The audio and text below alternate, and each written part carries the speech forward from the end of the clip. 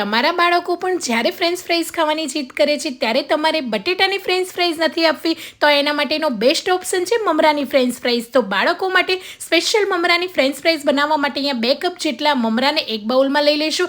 એની અંદર 2 કપ પાણી એડ કરીને મમરાને ઢાંકીને 5 થી 7 મિનિટ રેસ્ટ આપીશું. મમરા સરસ રીતે સોફ્ટ થઈ ગયા છે તેનું બધું જ પાણી નિતારીને મિક્સર જારમાં એડ કરી દઈશું. પાણીનો ભાગ જરાય ના રહેવો જોઈએ અને સરસ રીતે ગ્રાઇન્ડ કરી લઈશું. તો મમરા અહીંયા ગ્રાઇન્ડ થઈ ગયા છે. હવે આ મમરાની પેસ્ટને એક બાઉલમાં લઈ લઈશું. 3 ચમચી જેટલો ચોખાનો લોટ, એની જગ્યાએ કોર્નફ્લોર એડ કરી શકો. સ્વાદ પ્રમાણે મીઠું, મરી પાવડર, ચીલી ફ્લેક્સ અને થોડું એવું અહીંયા શેકેલા જીરાનો પાવડર અને લીલા ધાણા એડ કરીને બરાબર મિક્સ કરી લઈશું. જો તમારો મસાલો થોડો તમને ઢીલો લાગતો હોય તો ફરીથી 1 થી 2 ચમચી જેટલો ચોખાનો લોટ એડ કરી દેજો. સરસ રીતે હાથમાં તેલ લગાવી લઈશું અને બટર પેપર પર હાથની મદદથી ફેલાવીને હળવા હાથે વણી લઈશું. થોડી એવી થીક ફ્રાઈઝ રાખીશું અને વચ્ચેથી આ રીતે 4 કટ લગાવી લઈશું. સાઈડની કિનારીને કાઢીને ફ્રાઈઝનો શેપ આપી દઈશું. આ ફ્રાઈઝને તમારે સ્ટોર કરવી હોય તો ડબ્બામાં કે જીપલોક બેગમાં ભરીને ફ્રીઝરમાં સ્ટોર કરી શકો છો અને તેલની અંદર સરસ રીતે ગોલ્ડન કલર આવી જાય ત્યાં સુધી ફ્રાય કરી લઈશું. તો ક્રિસ્પી અને મસ્ત મજાની બાળકોને ભાવે તેવી મમરાની ફ્રાઈઝ તૈયાર છે. તો અહીંયા હું ઘરે બનાવેલ નાસ્તો હાઇજેનિક અને ફ્રેશ રાખવા માટે ઓડી સ્નેક બેગ પેપરનો યુઝ કરી રહી છું. આ બેગ ઓઇલ અને મોઇશ્ચર કંટ્રોલ કરે છે.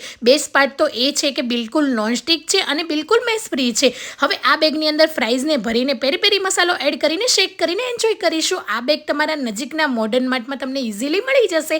Thank you.